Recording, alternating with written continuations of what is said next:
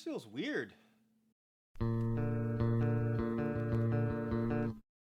What's going on, people? Myke C-Town here with another episode of Records and Ramblings. Before we get into the records, let's definitely do a little bit of rambling. So, yeah, if you watched my last video, you'll know that I recently moved. This is the new place. It doesn't really look that much different from my last place, for you guys at least, but I'm definitely not going to shoot in this angle forever. This is just, honestly, the only place in this room that doesn't have boxes. So, yeah, but I really wanted to do a video today for you guys, because it was only supposed to be a 2-week break, but I think it's been a month and a half, 2 months, something like that. So, yeah. But before we get too deep into this video, I'm letting you guys know that this video is sponsored by Filippo Loretti.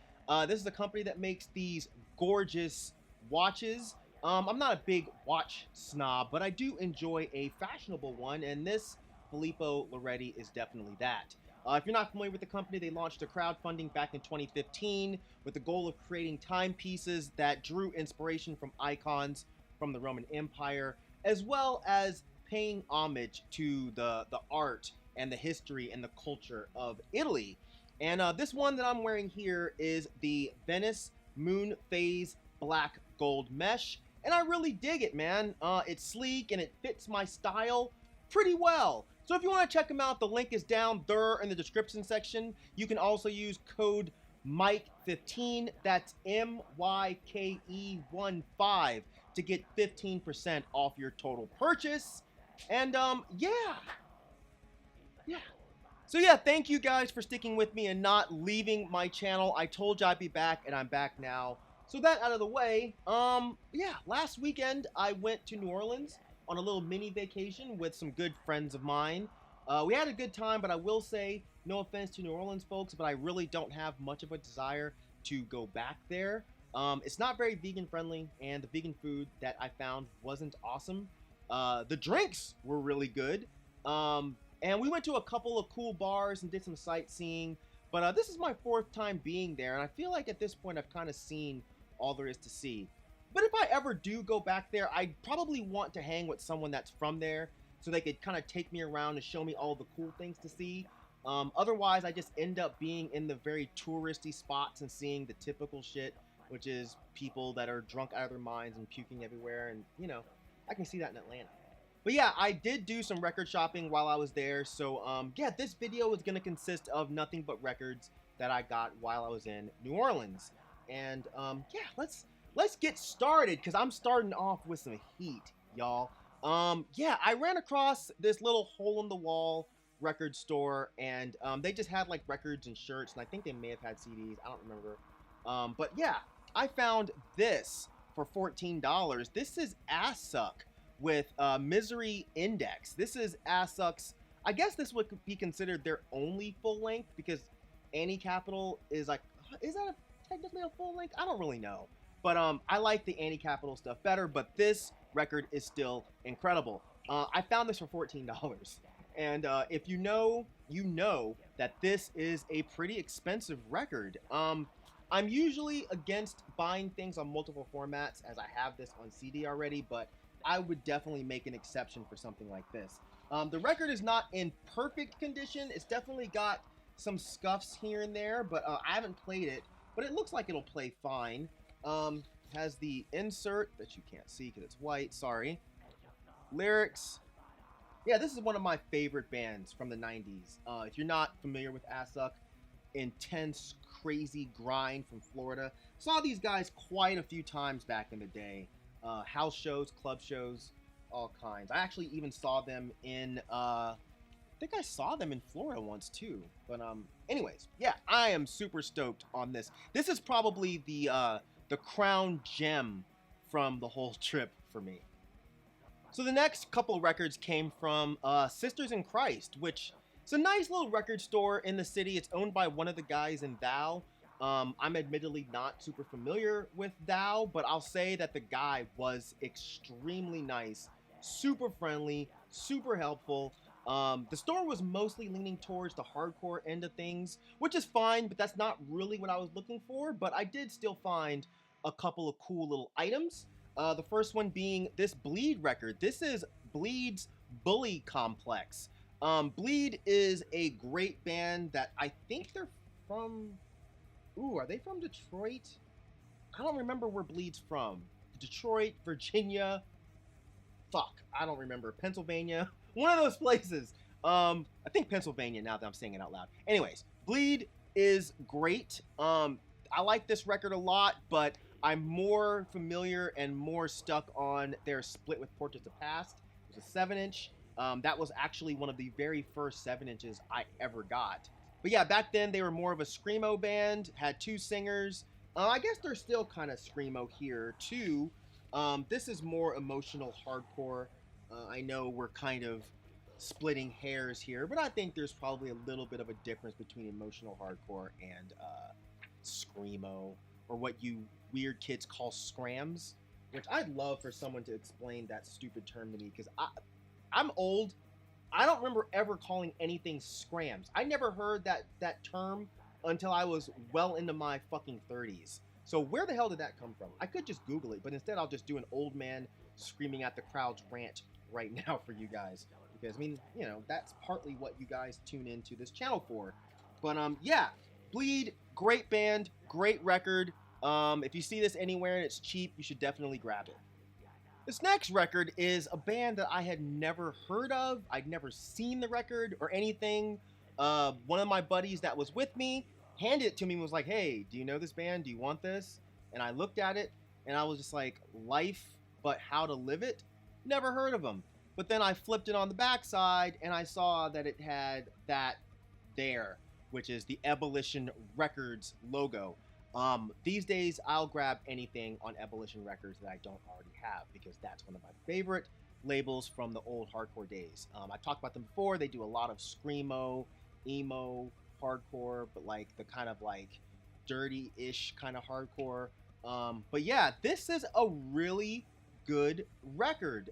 It's pretty punky hardcore from Norway, of all places. It doesn't really sound like anything that I would normally hear on Ebullition. Sorry, my cat is in here causing trouble. Hey, come here. Come here. Just come say hi. Everyone say hi to Zoe, who is just now getting acclimated to this house. I think she likes it more because she has more room to run all over the place and cause trouble. Right? Yeah. Alright. You gotta go. Ugh. Anyways, back to Life, but How to Live It.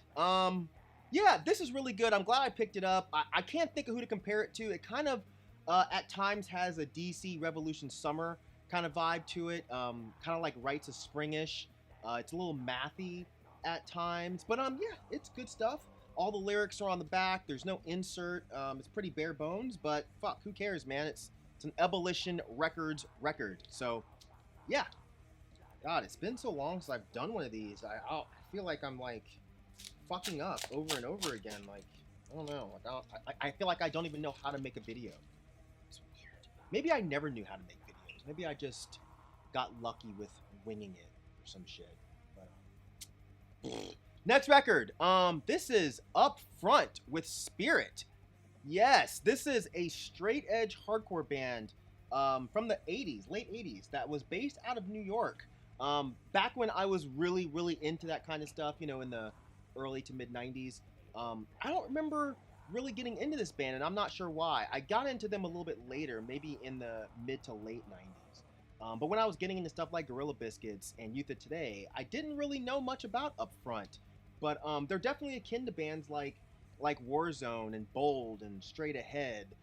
There's even some Chorus of Disapproval vibes when you listen to this. I'm not really sure why these guys don't get brought up as much as all of those other bands, but you can hear where bands like Mouthpiece and maybe even Strife a little bit got some of their sound from. Not like on some rip-off shit, but you know, you could definitely see that these guys inspired some of the like later hardcore bands. So yeah, this is the insert here, some pictures, some lyrics. I don't know if this is a first press or anything like that.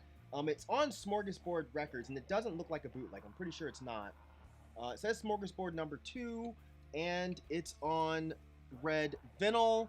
But I haven't looked this up or anything. I don't know if this is like a sort of pricey record that I just happened to get a really good deal on. I have no idea. You know, I don't really care that much about stuff like that. I mean, I paid 15 bucks for this. I'm more interested in just having the record. But it would be cool if this was like some crazy first press that was actually worth some bucks and I got a really fucking good deal on it. But I don't know. I feel like if this was like a first press and it was like a sought after record, it wouldn't be in such pristine condition. But who knows? Okay. Yeah, the last record I'm going to show in this edition of Records and Ramblings. This is the best of the Hard-ons. So, I have to thank my man, the legend, the honorable Eric Bauer for introducing me to these guys. I don't know how I missed this band back in the day, but yeah, they're a punk band from Sydney, Australia. And their older stuff is kind of a mixture of the Descendants and later Dag Nasty. It's seriously fantastic. Then the band kind of goes all over the place. You know, some of their stuff is still kind of melodic, hardcore punk. Then some of it sounds like 90s alternative rock, like almost Dinosaur Jr.-ish. Some of it's more like the Ramones. I don't know. This band is crazy, but I really like them. This is the best of, but I don't know what years it spans because it doesn't say on here. And there's no... Oh, there's an insert. Hold on. Here's the insert here. But I still don't know what years it spans. So it looks like it spans from 88 to 98. So it's like a 10-year type of dealie. But yeah, great stuff. And I love that picture. It's just such a classic punk picture, you know? That dude is wearing a fishbone shirt. So that, yeah, you can't see that. Doesn't matter. Just take my word for it. He's wearing a fishbone shirt. So that makes this band awesome by default. 2 records. Records are on black. Won't bother showing you that. Cover's kind of coming apart. Just needs to be glued. I don't mind stuff like that. But yeah, I'm really stoked to have this. I got this for... Sticker's still on there. 24 bucks, and I've definitely seen this go for quite a bit more, so I'm very happy to own this. So we're gonna stop there, man. Hopefully that wasn't too rough. I missed you guys. Hopefully you sort of missed me.